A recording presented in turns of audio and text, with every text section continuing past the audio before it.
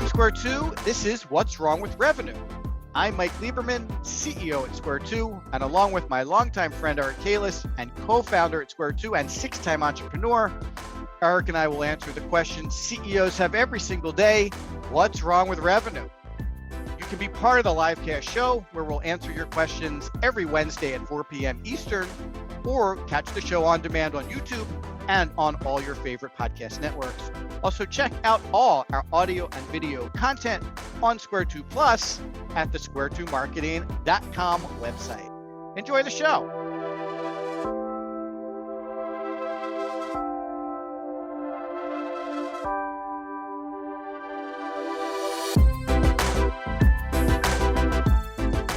Hey, everybody. Welcome to What's Wrong with Revenue, episode 15. I'm Mike Lieberman from Square 2. I'm joined by my longtime friend, business partner, Eric Kalis. Eric, say hi. Hello. Eric is in the Bluegrass State. Is that right? That's correct. Bluegrass State in the awesome city of Louisville, Kentucky, spreading the good word around what's wrong with revenue and how to fix it, helping everybody get their act together to wrap up the year and go into 2022 strong. It's interesting. Our episode today is a definite follow-up from last episode where we talked about the sales process. We're going to dig in deep on the power of your CRM. So if you're looking for last week's episode, you can find us on YouTube at the Square 2 Marketing channel. You can find us on our own website at the bottom. There's a link called What's Wrong with Revenue, where you can get every single episode we've ever published in video format. You can submit questions. You can subscribe to the show, so we'll update you via email on shows that come out and upcoming episodes. And you can find every single one of these shows on your favorite podcast platform if you're into the audio format: Stitcher, iTunes, Podbean, and a couple of the others, I'm sure. So as I said, we talked about the sales process last week. Today we're going to talk about the CRM. These systems have come a long way in the past 5 years or so. They used to be giant databases that kept track of prospect contact information. You're going to laugh when I tell you, when I started my career back in whatever year that was, I was the regional marketing manager at Dun & Bradstreet, and they came around and basically said, we'd like to give you guys your customer database. Who would like to work on it? I didn't even know what I was signing up for. My hand flew up into the air and I was the guy. They sent me a giant tower, and every month I would get a tape. I would have to stick the tape into the giant tower, and that's how I got access to our customer database. No one even cared what I was doing with it. It was up to me to figure out what to do with it, but that might have been like pretty progressive at the time, don't you think?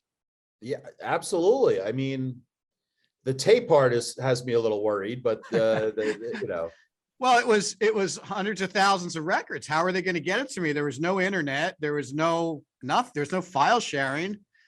I picture like a big circular reel like you see in the movies, like now, it was more like one of those little like cartridge, like like what you stick in those tiny recorders that the reporters use, but fatter, so it would fit into the tape drive on the giant tower I got. But it was crazy. It wasn't a paper tape with holes in it. No, a tape cartridge, like like it's a cassette tape, but like fatter, not like a VCR we had the tape. same. My first business, that was how we backed up the server every night, and I would have to take one home, and Exactly right. So obviously that was many years ago, but also I remember when in some other organizations we were doing CRM, like the reps looked at it as like, oh, here's Big Brother. They're going to keep an eye on what I'm doing, and I don't want to put my prospect records in here because I don't want them to see what I'm doing. I don't want these are my contacts. I don't want them to know these people. So we've come a long way since then too.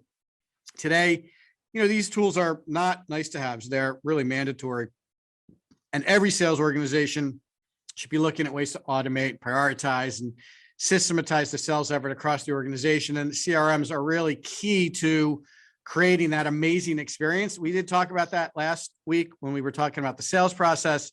The CRM is going to be one of your go-to tools to really help automate and allow every single sales rep to deliver the same process every single time. So if you're not thinking about CRM like this, then you're probably falling behind your competition, because I guarantee you they're thinking about it And if you're not thinking about the CRM like this, and you're definitely leaving money on the table, without it, I don't even know how you would go about trying to shorten your sales cycle or improve your close rate. It's one of those things that you absolutely need to have. Anything you want to add, Eric? Nope, I agree completely. I mean, more with less is the way I always think about CRM. One person could do twice the amount of work when given automation and some technology behind them. So which business leader would not want to think that way? Yeah, that's an interesting point. And, we obviously have been doing this for a long time, and many, many people have said to us, well, why would I invest in marketing? I'll just hire more reps to drive growth of the company. And obviously we have a good response to that, but that's just how a lot of people think. If you want to grow, you have to hire more reps. And I believe we touched on this briefly, but once COVID settled in, I think a lot of people realize that they don't need to hire more reps, and that the sales process can be made more efficient, and they can do more revenue with less reps, or certainly more revenue with the same reps, and maybe keeping those bottom couple of reps that never really have performed, never really were going to perform, or consistent underperformers isn't something people need to do anymore. And they could kind of cull the herd a bit and even do the same with less, or maybe even a little bit better. So we've seen a lot more of that lately than I think we did pre-COVID. Wouldn't you agree? Absolutely. Right. So before we have a lot of questions, and I want to do a lot of questions today because this is such a big topic. But maybe we could set the table a little bit, if you don't mind. So, we talk about HubSpot a lot, but that they're not really the only CRM in town. And I don't even know if I would describe them as a CRM, because they do so much more than what a traditional CRM does. But you talk to a lot of businesses. What are some of the other CRMs that you've run into in your travels and talking to prospects? Well, I mean, obviously Salesforce is the leading brand, right? So typically you'll find larger / sophisticated companies on Salesforce. They literally don't choose any other tool besides Salesforce. But then there's a subcategory of either smaller companies or industry specific companies that use other tools. Pipedrive, great example. Very, very good for small businesses, not expensive, pretty powerful for what it is. I hear that quite a bit. But just as often, I hear we're using X, it's an industry specific CRM. And all they do is take a regular CRM and they add in a couple of things that might be specific. It's really nothing that unusual. But people feel safe when they hear that it's industry specific for their industry, and that obviously attracts them.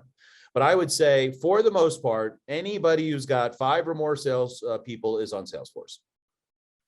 Yeah, I mean, half of our practice, maybe not quite half anymore, but half of our practice is Salesforce, and the other half is HubSpot. But there are some big options like Microsoft Dynamics. I mean, a lot of Microsoft shops that we run into are using Dynamics as their CRM.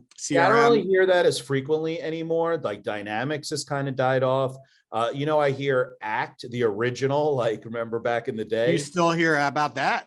We do, because it's, we've been using Act, and now it's called Act On, right? We've been using Act On for 12 years. Like you hear a lot of that. Well, not a lot, but now and then. And that's fine. I mean, my first business, I used Act. I remember it was $99. You loaded it in. And the coolest thing about it was that it had all sorts of custom fields that were customizable, which I loved.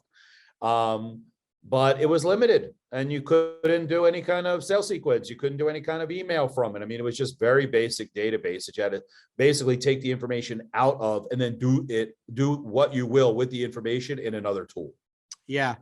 Also, I think most of the clients we're serving are probably not big enough to be Microsoft shops running Dynamics. I mean, I think when we have seen that those companies had big IT teams and they were kind of committed to one platform or another. And, if they were a Microsoft shop, if they're running Teams, if they're running Outlook, they were running Dynamics for CRM. We're probably not coming in contact with too many companies like that, which is why we see Salesforce so frequently and why we see HubSpot so frequently. Yeah, absolutely.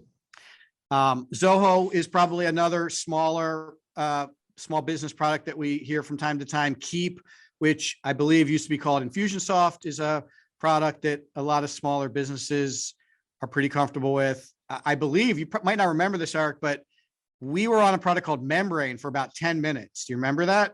I do. Yeah. And then we went to Salesforce. It was a little too much for us. And then we went to HubSpot, right? Yep. Yeah. So there are a lot of them out there. And I'm not sure if from our perspective, it's like pick your pleasure, lean into it and go to town.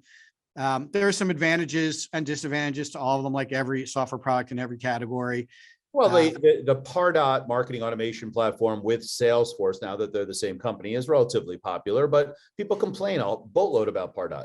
They do. Pardot was a acquisition add-on for Salesforce, and I don't think it's really gotten the attention that it probably should have. So you have a great CRM and not a great marketing automation product. I was going to say, when you talk about HubSpot, which I know we do frequently, but I really look at HubSpot as more like a platform, right? You get marketing, CRM, service, website, and even a little bit of operations capabilities on one platform to really allow you to do almost anything from a revenue growth and a revenue generation perspective. You don't typically get that kind of package from some of these other products. They're kind of in their lane, focused on CRM, and that's fine, but you may end up having to put a couple of other things together to get everything you need out of that. So keep that in mind. This was actually a question from John in Boulder, who wanted us to talk a little bit about what other CRMs there are, John. So go to town with that information. All right, Eric. So to draw a direct line between last week and this week's episode, I got a question from Don in New Jersey. How does the sales process conversation from last week fit into the CRM conversation from this week? So this seems right up your alley. Go to town. Yeah, sure. So the first thing you want to do is stand in the shoes of your prospect, right? I have a prospect. I want to think like, what would they like to see in my sales process? So let's just start at the highest level, right? That's the way you formulate a sales strategy, and then you let that cascade down into a sales process that matches your strategy. Okay, now we know we're going to have 3 meetings minimum. These are what the meetings are going to be like, whatever. Now you have to then take that business process and you have to breathe it into your technology tool, AKA the CRM. So let's say that a very simple process is you have an initial meeting, then you have a second meeting, then you have a follow-up meeting, right? 3 meetings. Let's say that you have some historical data that shows that X amount of people move from one meeting to the other, so forth and so on. Now, by putting that into the CRM, we could truly quantify that. So I move them from the category. They sign up for an initial meeting. Great. They're in meeting 1 category. Now, without thinking about it, I know that everybody who's in meeting 1 is waiting for that meeting to happen. Now, if I have a CRM and I'm trying to track it, and this is back to more with less, I don't have to think about what's going on. It's all there represented to me, how many prospects I have in meeting 1. I then have the meeting with a prospect A. I move prospect A's meeting 1 to meeting 2. It was a successful meeting and they qualified in. Now, if it's an unsuccessful meeting, then I'm going to move it to the closed loss column or whatever you personally want to title that. But also I'm going to give a reason why it lost so that I can go back and say, gee, you know what? 67% of the time we lost this because of budget. All right, that's a great data point to understand that. So tuck that aside for a second. Now, I can calculate how many prospects move from meeting 1 to meeting 2 by just running some analytics. So it's giving me insight. Let's say that I'm not moving a lot of meetings from meeting 1 to meeting 2. They're all dying and they're unqualified. Well, maybe I'm doing a bad job of qualification. Maybe my messaging on my website stinks and I'm attracting the wrong people. Maybe I'm doing campaigns that are targeted to the wrong folks also. These are all insights you can get from a simple CRM calculation of meeting 1, does it move to meeting 2? The same thing happens with meeting 2 to 3, right? We're tracking that. How successfully are we with bringing people through the process? If everybody's getting bogged down in meeting 2 and they're never scheduling meeting 3, you're doing something wrong. Let's stop and look at it. So it's not just about a tool that's keeping track of all your opportunities, but it's giving you the insights that you get when you see what's happening behavior-wise of all of these meetings that are going through. Now, Mike, you're always asking me, quantify the funnel, right? How many discovery calls led to how many meetings, led to how many pitches, led to how many closed deals? And with the CRM, with a flick of a button, I can pull that up simply because it's tracking that. But wait, there's more.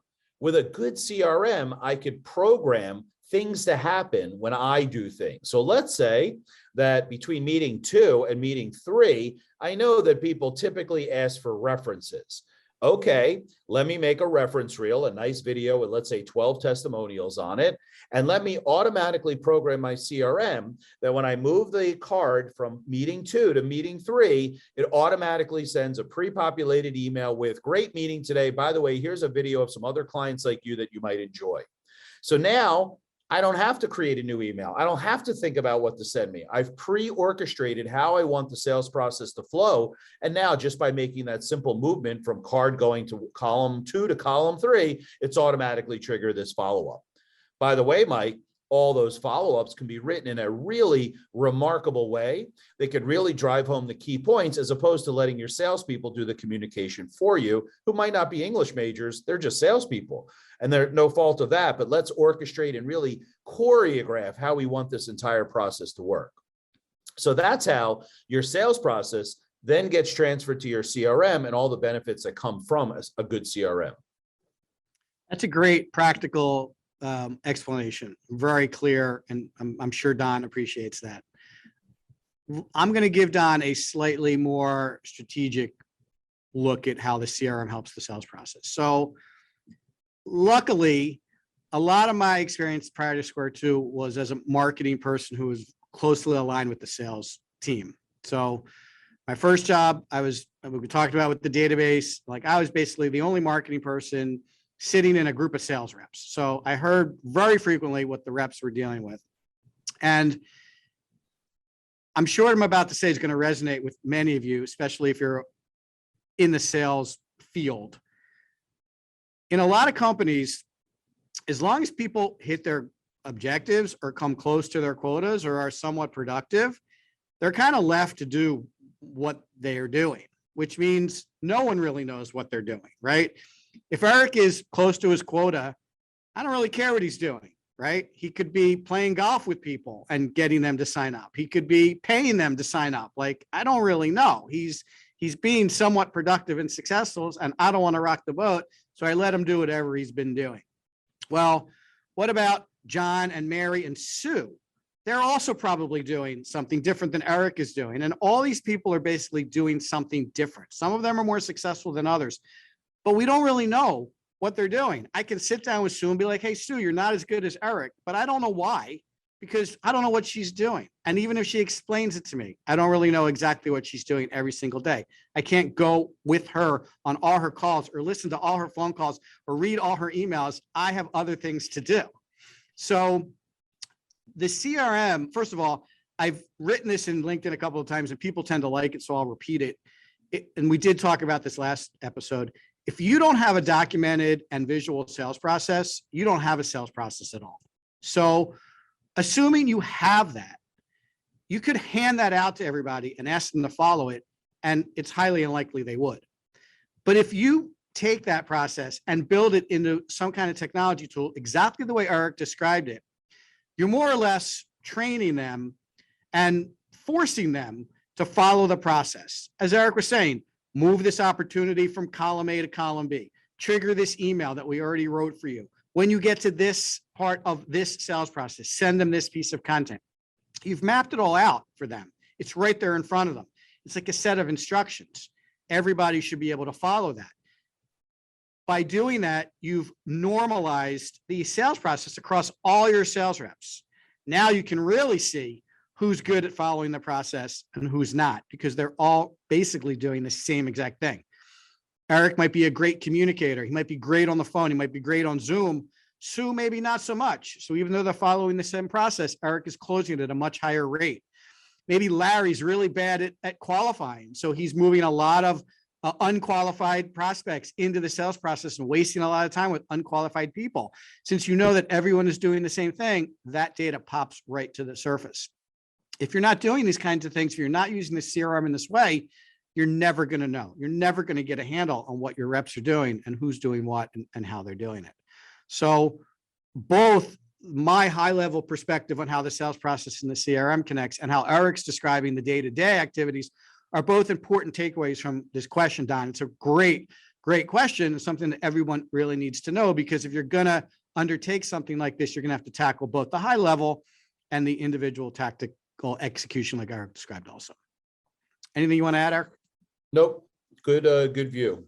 I Awesome. mean, you know, one of the challenges that we see that people have is simply getting the salespeople to use the CRM. And we're Right. at a beautiful inflection point now, because new salespeople that are coming up through the ranks, they would just assume there's going to be a technology tool that they're going to use to execute, where Tony, who's been the sales guy for 27 years, he's got his own methods. And I think that that's a good thing. Not that Tony is going out to pasture, but the fact that this new breed goes, of course, we would use technology to manage anything. That has been the biggest challenge, I think, of sales leaders, is to get the sales folks to use the CRM so they can get the data, they can find the insights to make improvements. And if they're not using it, then the data is bad. Yeah, obviously acceptance is a big issue here. We're going to talk about that for sure. So this question is from Ashley in New York City. She's a VP of sales at a firm with 15 sales reps, and I'm specifically concerned about the time they'd be spending entering information instead of selling. How do I mitigate that risk? This is a common issue we hear. Sales leaders don't want sales reps sitting in front of the computer entering information. They want them on the phone. They want them on Zoom. They want them out talking to prospects. They want them selling. So how would you talk to Ashley about the balance between entering information and taking them away from that high payoff sales activity they should be doing? Okay. The first thing is that whether you have a combination of HubSpot for your marketing tool and Salesforce for your CRM, or you're using all of HubSpot, it all starts with the database, the marketing database, right? So there's not a lot of entering information that goes on to set up a new deal.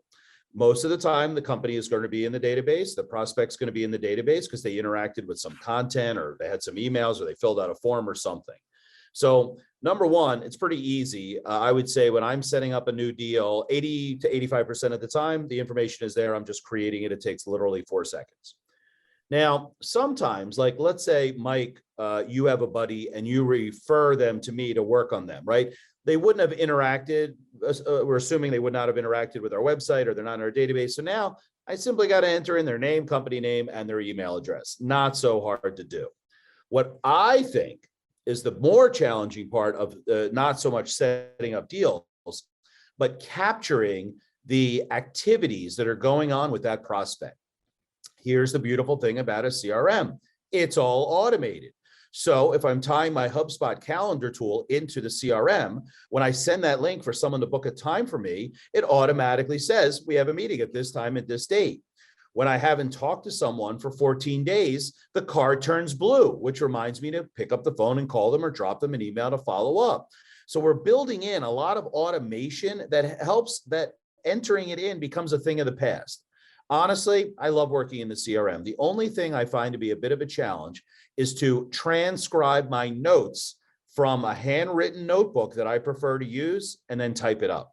That takes 12 to 15 minutes. Now, I could get away with that by entering it right into a new note while I'm talking to someone, but I find that to be a bit rude that I'm typing while they're speaking, so I choose not to do that.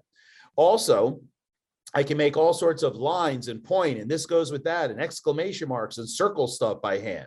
So I choose to do it that way because I feel that I get a better story, or I can tell a better story to all the other folks in the organization that need to access that CRM. So that's pretty much the only time when I consider it arduous.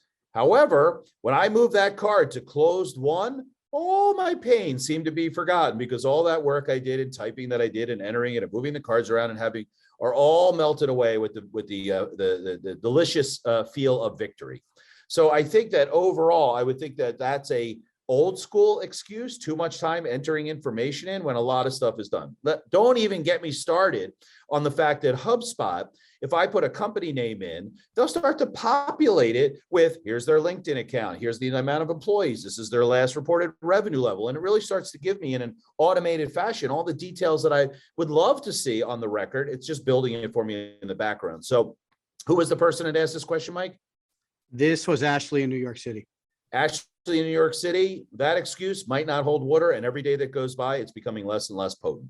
Yeah, I agree. That's kind of like an issue or an obstacle we heard maybe 7 or 8 years ago. Even the fact that so much of that information is populated by the client themselves, by the prospect themselves, when they fill out forms on websites or sign up to do things with your company, they're basically building that record out themselves.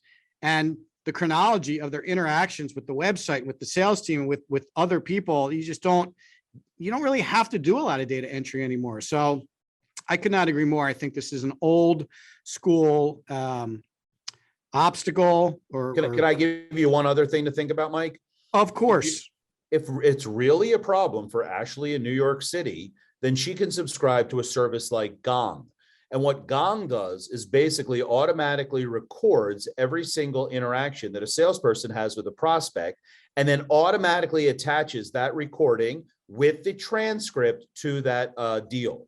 So if you really think that it's a lot of time, invest in some kind of recording and transcribing system, and then they don't even have to do that.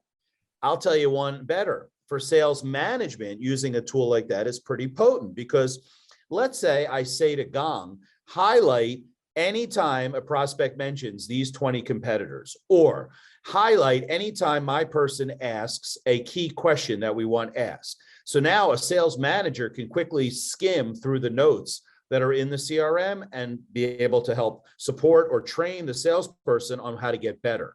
So there's nothing to do with data entry in anything I just said. Technology can cure 99% of the challenges we have with manual interaction with the CRM.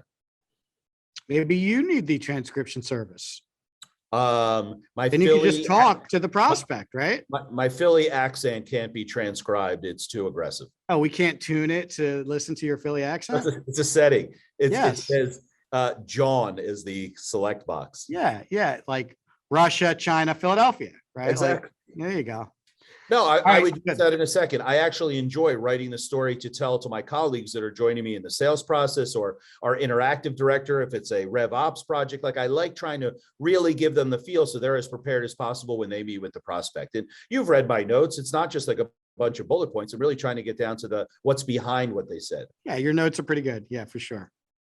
All right. So here's a question from Janet in Dallas, and I'm going to just shorten it a little bit because we have been talking about this. She's looking for a couple more practical applications of how the CRM would help. So I'm gonna help this along a little bit, and I'm going to ask you to talk about how the chronology that I mentioned a second ago. How does it help me if I'm a sales rep knowing where the prospect has been on my website, what they've downloaded, what they've read, what they've watched, how many times they've been back to the site, what pages they viewed? How would that help me as a sales rep if I had that intelligence? Well, I was actually going to use that. Business intelligence is really the summation of what you're asking. And what do I mean by that? So I prepare, granted, not long enough sometimes, but I try to prepare as much as I can for a discovery call, the first call that I'm having with a prospective client. And when I do that, I immediately go to their HubSpot record to see what the heck's going on. I haven't met them. For the most part, they filled out a form. When they filled out the form and they hit submit, they've then got a request to book a meeting. So I have not done anything manually. It's just all happening in the background. And when that meeting pops up on my calendar, I get an email notification. Sometimes I'll click through to the client's or prospect's website just to see what's going on for curiosity, but I don't really do anything to prepare until about 10 minutes before the call. Maybe you shouldn't have mentioned that publicly. You always seem prepared to me. Well, I'm going to tell you what happens in the 10 minutes before. The absolute best thing you can do to prepare is to see their activity stream. So in the center of the HubSpot CRM is every single interaction they've ever done with our company, from a new deal being created or a new contact going into the database, with every single touch point. So I try to get a feel from what content they've been exploring, what they've been downloading, the pages they visited, to kind of get a direction of where they're going. And I'll give you a perfect example. I had a client today, the prospect today, and they were interested in taking their two websites. Why they have two websites is another story, and combining them into one. And while they're doing that, they got a HubSpot subscription and they're going to put it on the content management system, AKA CMS. So when I went there, I saw that they had visited the website explanation. They had downloaded something like 7.5 mistakes most people make when building a new website and stuff like that. I'm like, oh, this call is going to be about websites. So what did I do? I went to my desktop. I opened up in my template, the one that says recent website examples, where I have 6 or 7 of our recently released websites. I clicked through to 2 or 3 that I thought were appropriate because they were B2B and it was professional services. And I had them up on my screen ready to go. Now the call starts. The people on the other end are like, yeah, we're really unhappy with the design of our website. I'm like, well, you know, it's important to have a good design as well as a good strategy and functionality. Here, let me show you an example. I quickly toggle over. There's the website up and ready to go. They're like, ooh, that looks great. I scroll down. Oh, look at those conversion points. Yes, that's exactly what we want. Now, if I didn't take the time to go and see what their activity levels were, I would be fumbling a little bit, or I would have used up valuable time in the 30 minutes that I have looking for the right tool. But because I did that little bit of research and saw that their leanings based on their behavior was around website, I was able to prepare with some really good examples. Vice versa, I had one yesterday, I guess, and they were interested in a lot of like RevOps stuff, like upping their HubSpot game with fixing the back end and adding more tools. There, I opened up a great PowerPoint that our marketing team had created with 5 different case studies of HubSpot optimization, implementation, integration, and so forth. So I used that in that scenario because I knew that it was coming within the first 10 or 15 minutes of that call. So I think using the business intelligence to match up with what the customer wants, making them feel safe because you have the examples and content ready to go that they can view, is a wonderful leg up on the competition. Does that answer your question, Mike? Yeah, I mean, it's all about the experience, right? I can either start with, hey, how can I help you? Which is not very remarkable, or I see you're interested in some website information. Let's talk about websites. Which of those 2 kickoff questions is going to get them feeling better about working with you? Well, Obviously, you know my gripe about going to a clothing store, right? Hi, can I help you today? No, just looking. Or, yeah, I see you're checking out pants. You got to check out these new pants that just came in. They're killer. Come with me. Right? It's just so much more focused and what I want to talk about. It's the same thing with a salesperson. I don't care if you're selling a $10,000 deal or a $10 million deal. Like the preparation and then leaning into what the client wants to talk about just makes them feel safe and emotionally connects to your company versus the other guys. For sure. Yep. Yeah. I mean, if you took nothing away from our conversation today, just having reps start with context around what the prospect is interested in is a huge advantage from just starting from scratch. Tell me about your business. Tell me what you're looking for. How can I help you? Like, no one really wants to go all the way back there when they don't have to. If you can start with, oh, I see, you work for this so-and-so company and you've been looking on our website at this, and this is obviously a pain of yours. Let's talk about that. They're going to feel much better about you versus your competition. Yeah, I mean, I start almost every discovery call with, I've thoroughly reviewed your website, and I've also ran it through a few diagnostic tools just to see what's working and what's not. So I'm feeling pretty good about what you're up to. What can I do to help you on that journey?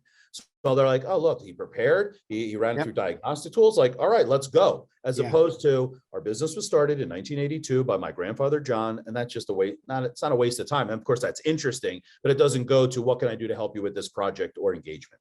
Yeah. I mean, you also have to look at it from a competitive perspective. If your competitors are doing what Eric just described, and you're still starting with, well, how can I help you today? You're behind.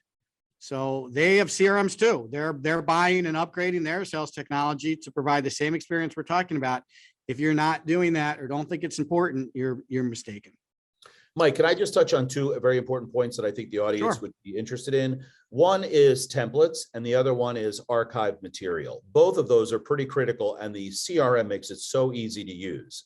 So starting with templates, I probably have 30 different templates.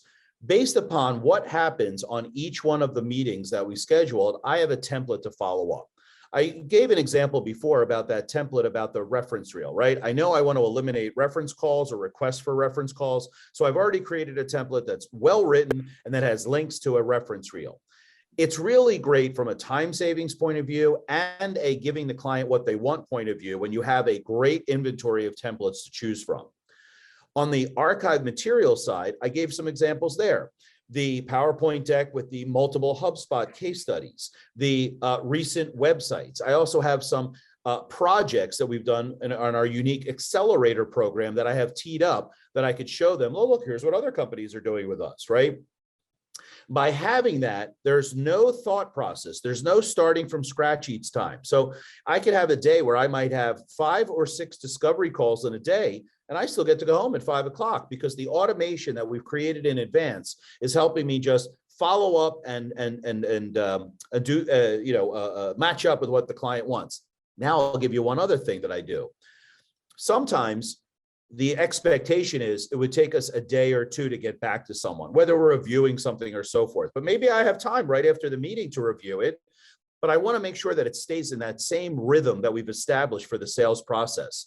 I'll go in, I'll create an email in the CRM, and I'll just schedule it to send it the next day. That way, once again, off my plate, giving the prospect what they want and keep the process moving towards the sale.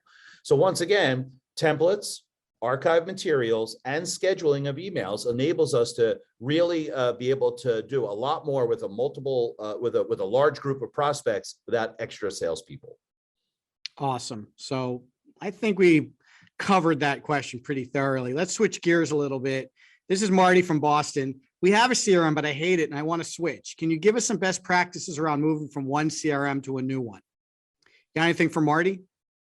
Well, the first thing is before you cut off your old CRM, you got to map the business process. You got to map your sales process. And then it's a good milestone that if you're switching CRMs to maybe look at enhancing the sales process. So we don't want to change what we're doing from the outside perception. We just want to add a better technology to help us manage that.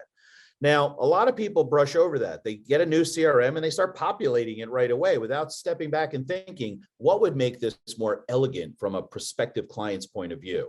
So map the process, enhance the process, and then either if your internal team is setting up the CRM or you have an agency like ours helping you, breathe that process into the technology. The process to drive the CRM setup, not the other way around. In fact, that was one of our challenges with Salesforce, if you remember, Mike. It was very difficult to customize, and HubSpot couldn't be any easier. So if I wanted to rename categories or do segmentation of my templates, it's very flexible. And I think that that's important when you're setting up a new CRM to kind of think through all the granular details of what it would feel like to be a prospect and then just use the technology backbone to manage that. Yeah, I mean, technology rarely solves problems. It's process improvement that usually solves problems, and then technology enables that process to be effective. So I think, you want to switch CRMs. That's great. I would really look into what specifically you hate about it and make sure that that is getting corrected before you actually switch to a new CRM, because you may find out that you build into the new CRM what you hated about the old CRM if you don't change the process associated with it. I'd also, Great point. Like we said earlier, there are a lot of CRMs. So I would suggest you create some use cases, which what I mean by that is, and you can specifically start with what you hate. I don't want my reps entering information. Great. How's the new CRM going to help with that?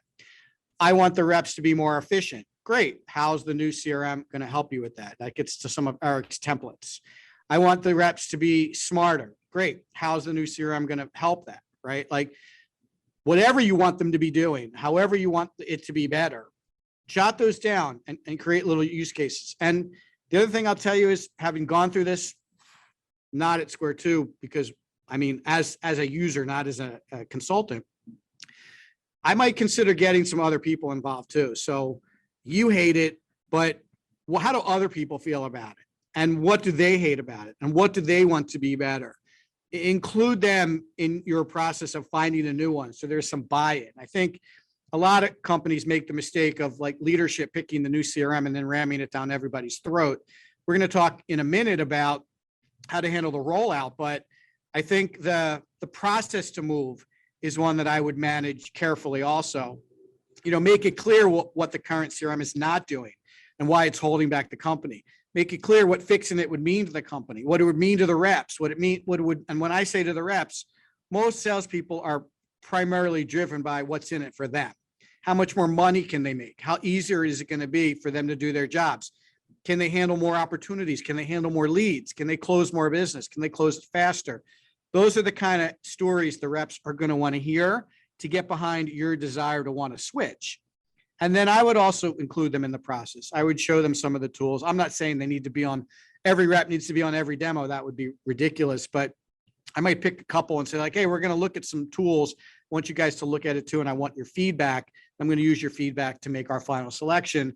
Getting their buy-in as you make the move is just going to make the actual physical move that much easier. Ripping out a CRM and replacing it isn't a fun project. It's not one that you should do lightly. I'm not saying you don't need to do it, because you probably do, but I think going into it, you can plan it out a little bit and stage it out a little bit, so it becomes less of a risk to the performance of the company. Awesome. So I got a good question here from Will in Seattle, Eric, and this is also related to moving to another system.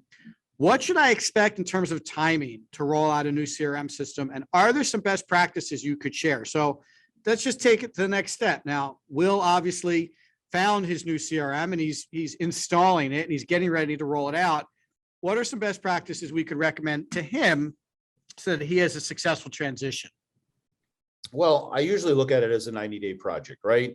The first month is strategy, business mapping, really locking down the enhancements that you want to include in your new sales strategy as you transition to a CRM.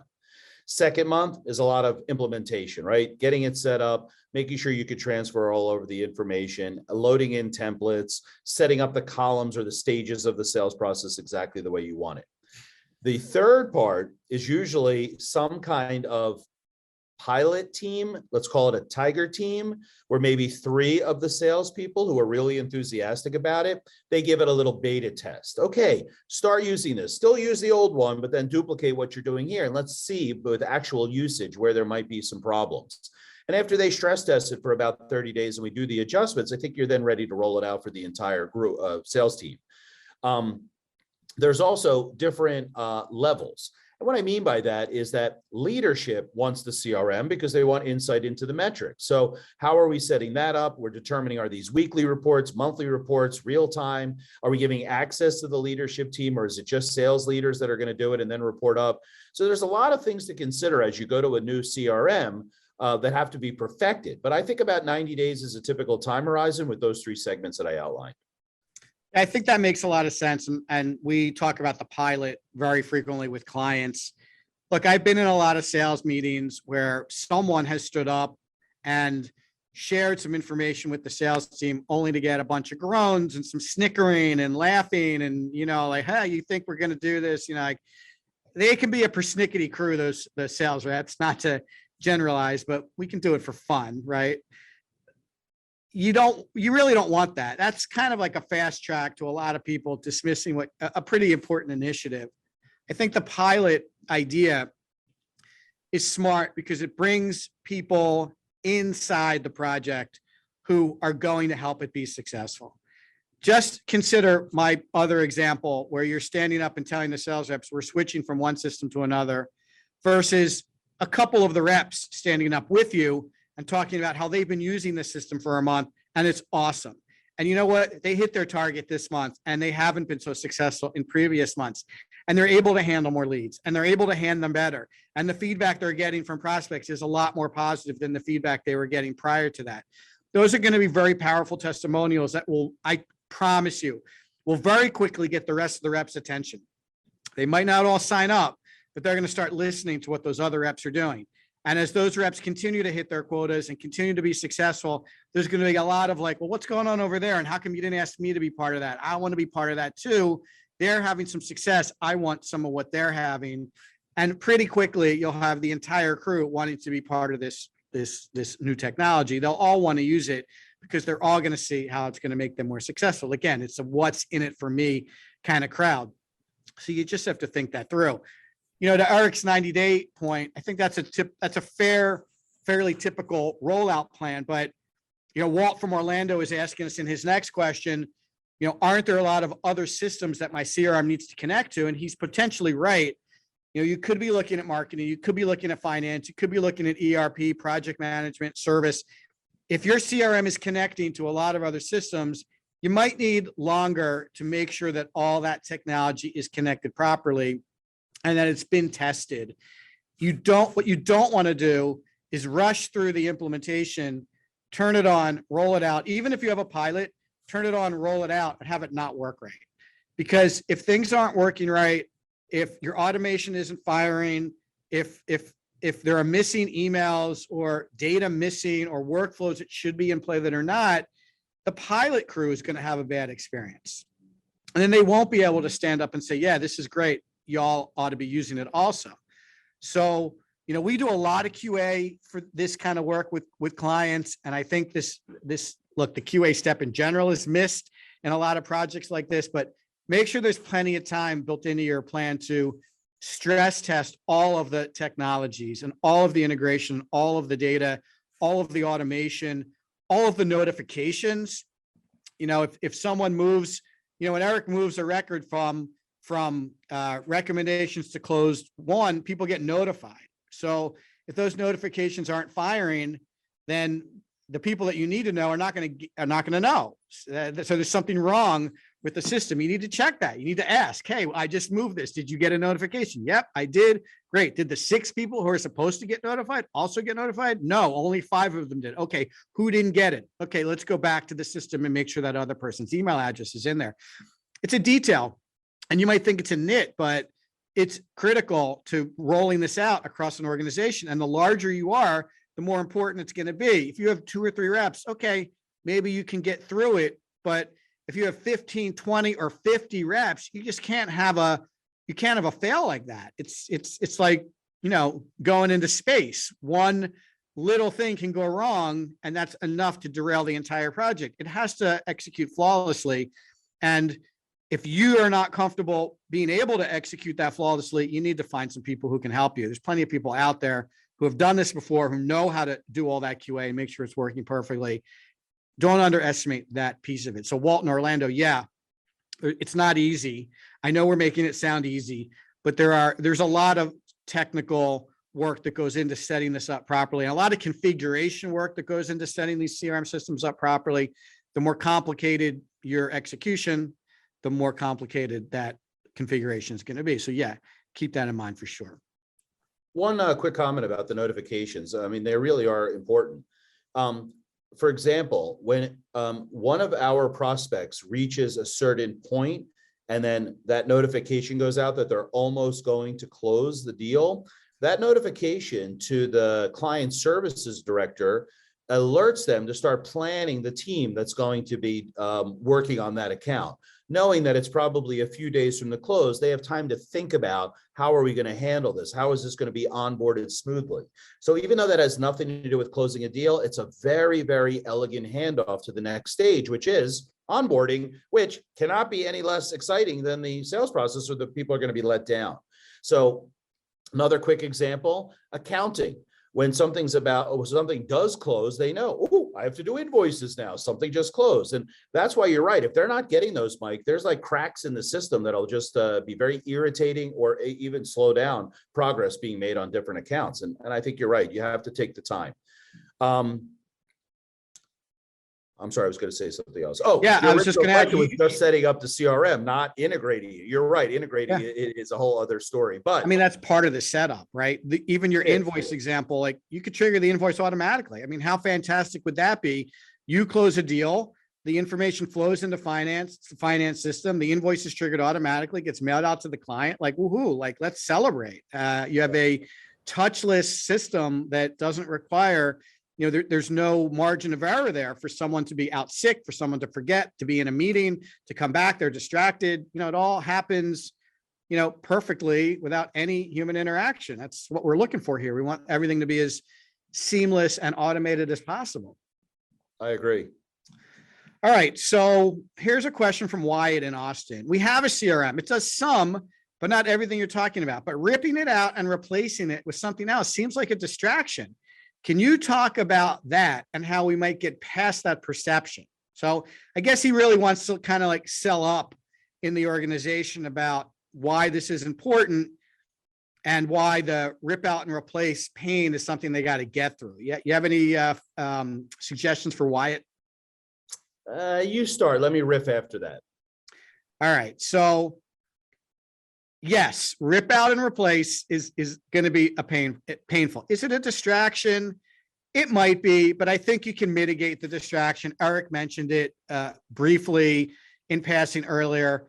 you can have them continue to use the old system until the new system is up and running and running beautifully. You can then manage the rollout. You can train 1 rep, 3 reps, like you can stage it so that it's not a distraction. And I think your goal would be to come up with a really elegant transition plan that you can sell up the ladder so that they can see it's not going to be a distraction because you've thought it through. You can talk about the pilot team. You can talk about the automation and the savings it's going to provide the company. You can make a pretty good business case as to why the distraction argument is a much smaller hurdle than maybe people are thinking it is. Well, or with thought can be minimized. Right. And maybe you want to consider, bringing in some expertise. Again, if they're concerned about the internal team's ability to do this, bring in someone that has done this 20 times or 40 times or 60 times before and let them talk about how they make this a non-issue when moving you from one CRM to the other. I think that, again, I feel like this is a little bit of an older hurdle that people used to bring up when these kinds of projects were much more arduous. We're not talking about on-premise software here. We're not talking about having to buy servers. We're not talking about having to load up software, in your office. Like, it's all cloud-based. There's so many less issues here than there used to be when we were moving from one system to another. So I think there are a lot of ways you can mitigate this up the channel and get people past it for sure. Definitely. Cool. All right. So let's see. I got a couple more questions here and we got a couple more minutes. So this is from Todd in Charleston, South Carolina. I don't think we're getting full value from our CRM when it comes to data. And as you mentioned, as you mentioned a few shows previously, he's not getting any insights. I'm like summarizing what he wrote here. What insights should the CRM be uncovering for us? And if you can, how hard would it be to get those dashboards set up? So can you cover that for a couple minutes? Yeah, dashboards are pretty easy to set up. There's some templates that you could use that are stock, or you could create your own. So that's not an issue. To Mike's earlier point, get some expertise if you're having challenges, because it shouldn't take you a half a day to set up one dashboard. It should take a pro just a few minutes per dashboard to give you the at least templated version, and then you can kind of like expand or customize from there. So that's number one. What was the second part after the dashboards, Mike? Insights. Insights, What right. insights should I be looking for after we Yeah. get our CRM rolled out? So what I typically do is I look for anomalies, right? I start with, well, this whole process should take 30 days max, beginning to end. And that includes an annoying last week of like contract negotiations. So if it's going to take 30 days and the last week is contract negotiations and signing the paperwork, that leaves 3 weeks of conversations, explorations, whatever you want to call it. Okay, I have 3 meetings that I have to do in those 3 weeks. Call it 1 meeting per week. Great. Now I have a metric. I'm assuming that everything's going to move 7 days, 7 days, 7 days, 7 days. Great. Now I can set alerts. Let me know when a deal goes over 14 days in any one category. So the insights that I would get would be, here's an exception. It got boiled up to the top to be to look at. One time that it happens, I don't really have any insights. It's an outlier. 50% of the time that's happening, there's an insight. I have to then spend some time fixing what's wrong with this specific stage of the sales process. So that's a way to use the dashboards to like get the insight so that you know what to work on. The other thing is there's industry benchmarks. There is data available that you can compare yourself to. There is A/B testing, like, okay, I'm going to try a new method in my sales process with the next 5 people. And then I'm going to compare that to my previous 5 people, and I'm going to see which one did better. So my insight is, gee, when I sent that reference reel, I didn't have to deal with the contacting my clients to do reference calls. And I sped up the entire process over those 5 opportunities by 6 days. That's an insight. Now I'm going to do more of that. So, the number one thing is getting the dashboard set up. The number 2 thing is identifying which metrics you want to look at on a regular basis. Number 3, there should be setting some expectations of what should be happening from a metrics point of view. And then any exception becomes your insight that you should look into.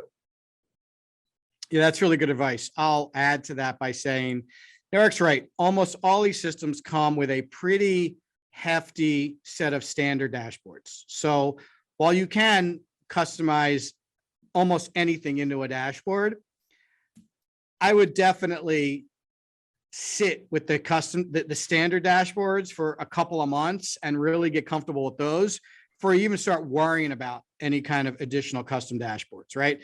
Now, if you have some dashboards that you've been using and you want those recreated in the new CRM, that's a little bit of a different story and not difficult to do. But I would get really comfortable with the dashboards that they're providing you. And until you're at a point where you're looking for something and you can't find it in the standard set of dashboards, that's when I would consider, okay, we need some additional dashboards here. And in terms of the insight, why don't you think about it like this? This is generally how I think about it. It's hard to know what insights you're looking for, right? So think about it a little differently. Like, what question do you have? And is the data available, right? So here's an example. How long does it take us to close a deal? Okay, it's a question. You're now looking for the average length of your sales cycle, right? And if you're going to follow that line of questioning, you might want to know, after I know how long it takes us to close a deal, you might want to know, are we getting better at that month over month? So that's the second question. And the answer to the second question would be, let me track days in our sales cycle month over month, right?